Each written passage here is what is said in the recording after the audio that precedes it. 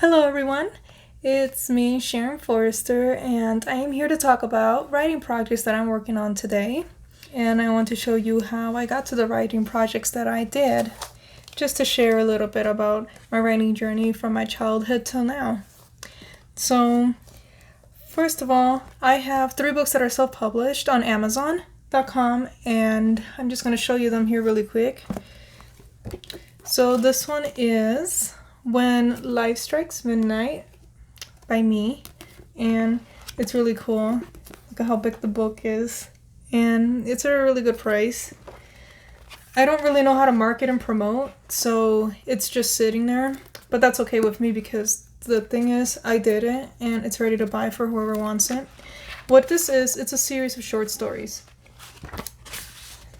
And just to give you a little bit on it, the short stories that I have are A Missionary, a Survivor, and a Dead Man, An Incoming Invasion, Four Spooks, Ghost in the Lake House, Hope and Palace, I'm Lost, News Articles on Amazing Events, The Creature, The Curse of the Bride and Groom, The Ecosystem Factory, which is a free ebook, by the way.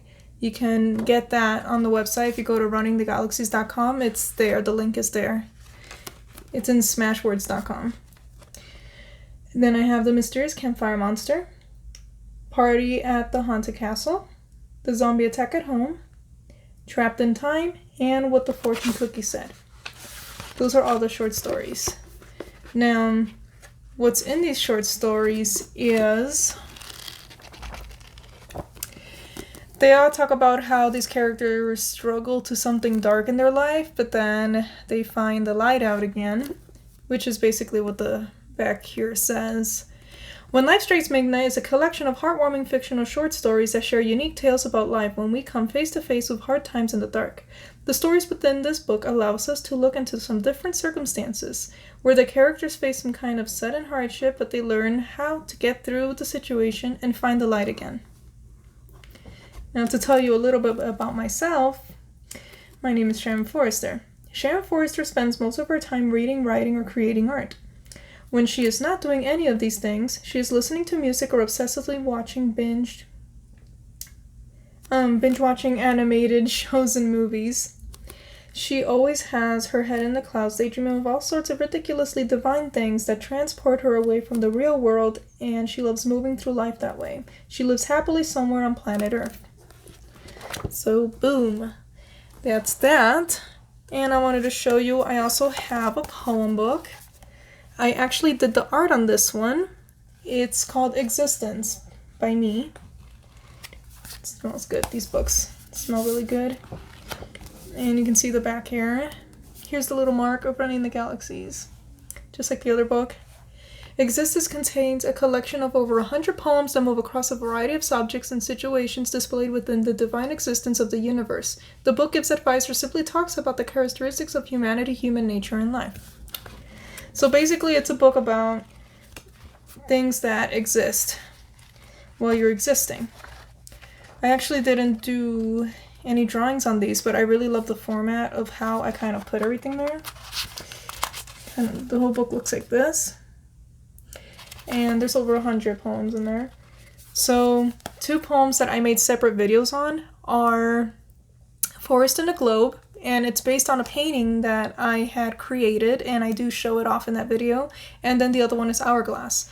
I like to collect hourglasses, so I showed off the 3 hourglass that I had. One small, one medium, and one like a huge one. And I shared that in there too. The last one I have was inspired by when I was studying early childhood education in college. I had to do a project that I wrote at 3 in the morning.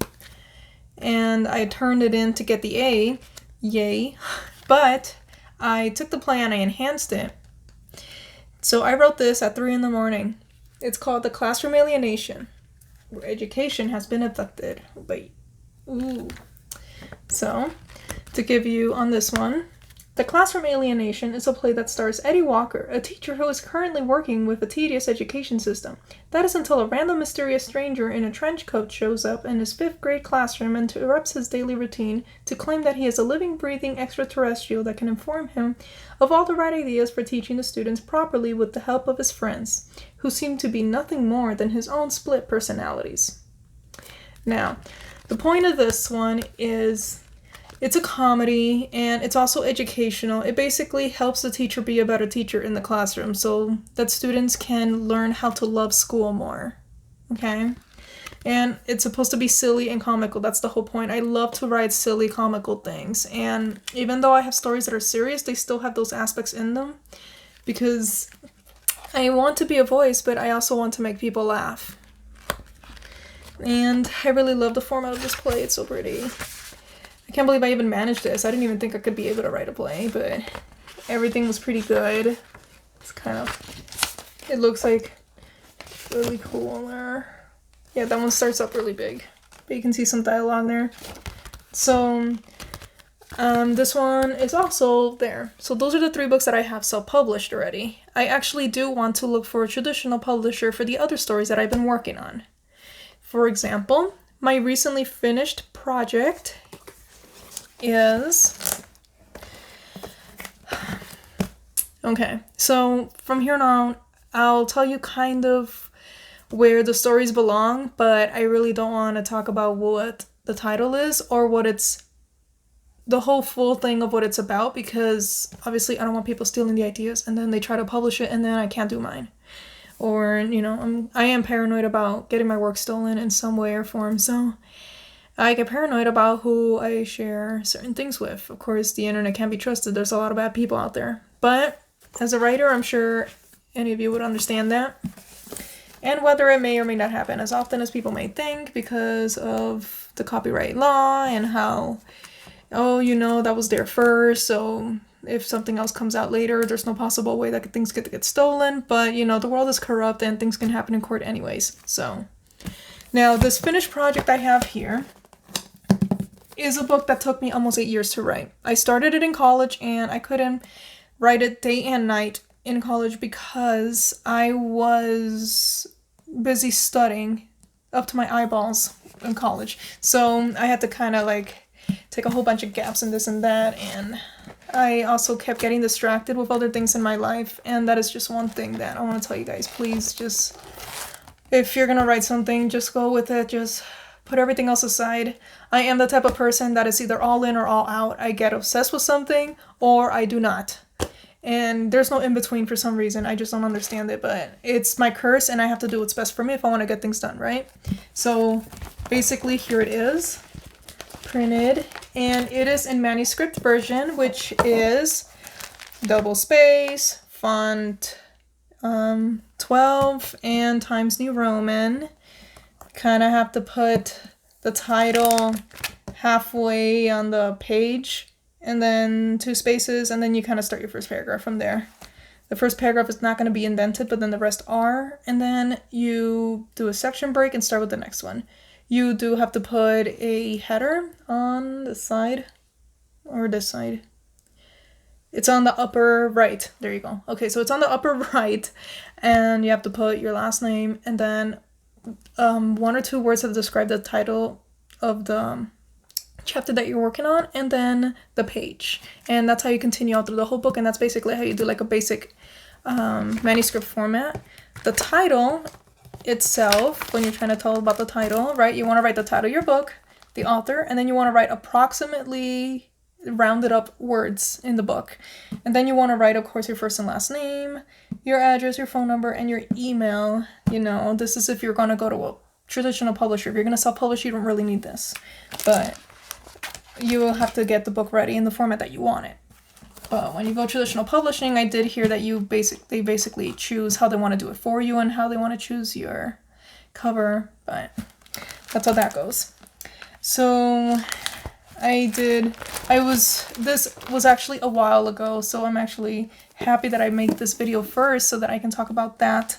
It has maybe 31 chapters. I do feel like I have to read through it again just to make sure that I have everything that I really want in it, but I feel Pretty good about it. The only bad thing is that I probably have to reprint this entire freaking thing all over again, just so that I can have a beta reader look over it before I actually give it to a publisher itself online. But I don't know, it's so much paper and so much ink, and ink's expensive. It's the only bad thing about it. But of course you're wondering what it's about. So I do have anthropomorphic characters, and it's a sci-fi, and it's a comedy, and it's an adventure. Okay. And it's about people in space going to Earth and then back into space, and it's supposed to be comical and adventurous and sci-fi aspects into it. And that's as much as I'll reveal about that, because I don't want anyone coming in and taking the idea. I am very paranoid about losing these characters because I created them since I was a little girl when I created these characters. I was still in elementary school. Can't even remember. I think it was like 5th or 6th grade that I started really creating characters and drawing, and I got inspired of doing that because of Invader Zim. But losing track. My next project, this is the one that I'm typing on the computer now. This is technically the first book that I've ever written, okay? And this one is, yes, it's still about aliens, and it's about aliens and humans, and that's as much as I can reveal about that. It's, not a really stolen idea. It's about an alien invasion, so... But, of course, it has comical aspects and serious aspects, because that's the kind of way that I like to write. I do like to target young adults, teenagers, and over. To young adults and older. I don't like to write strictly adults, because I can't get away with using big words. I don't know too many big words as a writer. But I do know how to capture attention. So, now this one, how many chapters do I have so far? I don't even remember. Okay, so I don't have anything in here yet, but I do have the title, which I'm not going to reveal. But like I said, it's about an alien invasion, and I do have the 7 first chapters typed on the computer, and I'm going to type more. I'm actually going to do ASMR with it for my ASMR channel, kind of part of my writing journey on that. But that's what I'm working on to type now. Now this backpack I have here, it has a whole bunch of writing projects that I've written since I was a little girl. And it's finished, it's just not typed on the computer. So that other one took me 3 years. These ones probably took me a few months. And it's just not typed on the computer, and it's because I've been really scared about obsessing with, like, oh, they're gonna see my work. Oh, where am I supposed to go? Oh, they're gonna say no. And you have to stop doing that, because it is evil. Fear is so evil when it comes to that. We just gotta cut it out, just get it out there, because nothing is ever done without a risk. We just have to risk it all. You just have to risk it, guys, if you really want to publish your stuff. That's my main advice that I want to give writers. Just do it. Just do it. Just go and publish it. Just go and do it. Just be cautious about it, but just go and do it. Because if you don't, you're going to be like me. You're going to be years on end with projects here and no one reading them. And even though it's satisfying to have finished written them, you still want to be able to, have an audience and get paid to write. I mean, that's our dream, right? Getting paid to write. Alright. Now, I have, like, these little portfolio thingies. I don't know. Sometimes I put some writing projects in here. And I do have little bits and pieces of things. So right here, this is a newspaper I created in school. I love green, so I filled it with green instead of looking at like a traditional newspaper.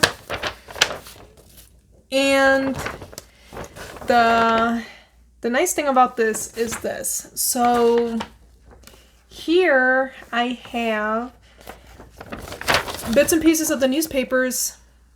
It's supposed to have like 4 stories of articles. They're like articles of a newspaper, you like read a newspaper and they give you articles about certain news that you got here.